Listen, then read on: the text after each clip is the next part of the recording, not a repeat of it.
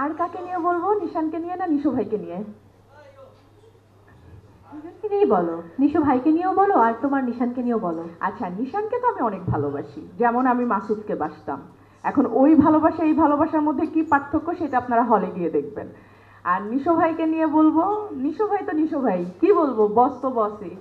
আমাকে সব সময় উনি এটা ভালো হয়েছে, এটা ভালো হয়নি, এই যে একজন অভিভাবকের মতন দেখেন বা পাশে থাকেন এবং অভিভাবক হয়ে আমাকে গাইড করেন। আমি না একটু অস্থির টাইপের, যে এটা কেন হলো, এখন কি করব, এটা কি হবে নিশু ভাই, সব সময় আরে বাবা আগে শান্ত হয়, সব ঠিক হয়ে যাবে। তো এরকম একটা মানুষ হলো নিশু ভাই ব্যক্তি জীবনে এবং আমার জীবনে। Vision hot and cool AC 4-ওয়ে সলিনয়েড ভালভ টেকনোলজিতে হিটিং ও কুলিং দুই মোডেই কাজ করে সমানভাবে। Vision hot and cool AC. যখন আমি দাগির গল্পটা ভাবনা মাথায় আসে, তখন নাম ছিল না, দাগি নামটা ছিল না, দাগি নামটা পরে এসছে। পুরো টিম বসে নামটা সিলেক্ট করেছি। প্রথম গল্পটা আইডিয়া একটা জেনারেট করে যে আমি একটা কনভিক্টেড মানুষের স্টোরি নিয়ে কাজ করতে চাই, তবে সেটা চরকিকে পিচ করেছিলাম প্রথম। তারপর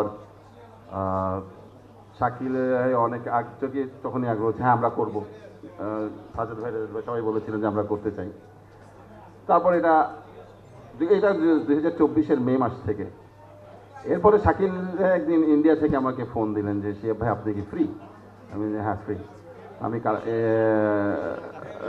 টিকিট পাঠাচ্ছি, এবার একটু আপনি সকালেই ফ্লাই করেন।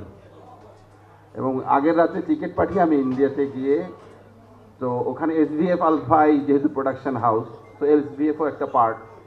তো আমি পুরো প্রডিউসার টিমের কাছে আমার গল্পটা পিচ করেছিলাম যে আমি এই গল্পটা এইভাবে করতে চাই, এবং ওখানে ওনাদের কাছে পছন্দ হয়। তাহলে ঠিক আছে, এটা আমরা করব প্রডিউস। এবং পরদিনই আমি, ওই দিনই আমি ফ্লাই ব্যাক করি বাংলাদেশে। সেই থেকে অ্যাকচুয়ালি শুরু এই আমার কনভিক্টেড স্টোরির গল্প। এটা একটা হিরোর জার্নি, একটা একটা কনভিক্টেড মানুষের, একটা আসামির তার সংগ্রামের গল্প।